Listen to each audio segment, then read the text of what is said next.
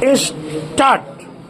अध्यक्ष महोदय, मैं आपका बहुत आभारी हूँ कि आपने मुझे इस अवसर पर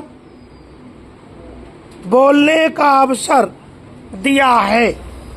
यह जो प्रस्ताव सदस्य महोदय ने यहाँ सदन में प्रस्तुत किया है, उस पर दोनों तरफ के लोगों ने अपने अपने विचार प्रकट किए हैं। मुझे बहुत खुशी हो रही है कि आज दोनों तरफ के लोगों ने एक ही आवाज में इस प्रस्ताव का समर्थन किया है। शायद यह पहला अवसर है जब इस प्रस्ताव पर सभी सदस्यों ने अपनी सहमति प्रकट की है। मुझे इस बात का डर भी है कि यह जो प्रस्ताव है उसे अभी मंत्री महोदय द्वारा स्वीकार कर लिया जाएगा। उसके बाद देश को, किसानों को उनके अनाज का उचित मूल्य भी उनको दे दिया जाएगा। कुछ दिनों के बाद हम में से कोई सदस्य आपत्ति करेंगे कि अनाज के दाम बढ़ गए हैं और देश की आम जनता परेशान है, इसलिए कीमतों को कम किया जाना चाहिए। ऐसी अवस्था में मेरी समझ में नहीं आता कि यह सदन किसानों को उनके अनाज का उचित मूल्य दिलाने में सहायता करेगा या देश की आम जनता को सस्ता अनाज दिला सकेगा। मैं समझता हूँ कि दोनों बातों को एक साथ करना बड़ा कठिन हो जाएगा।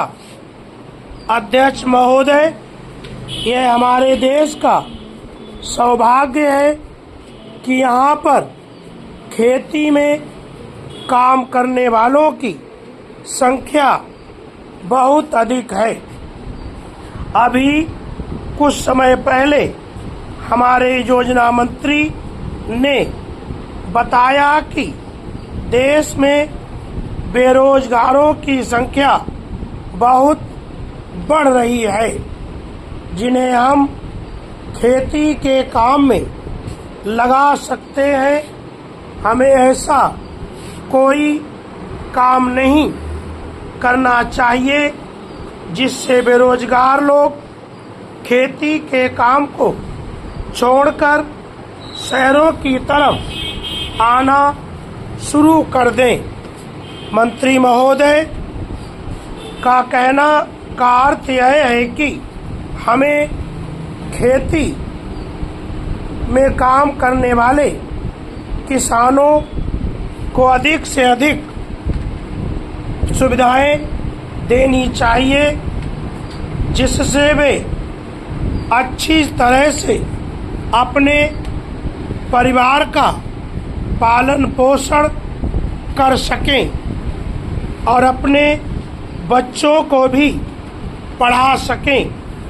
एक समय था जब इस देश का किसान ऋण में पैदा होता था, ऋण में बड़ा होता था और ऋण में ही मर जाता था। ऋण आज वह स्थिति नहीं रही।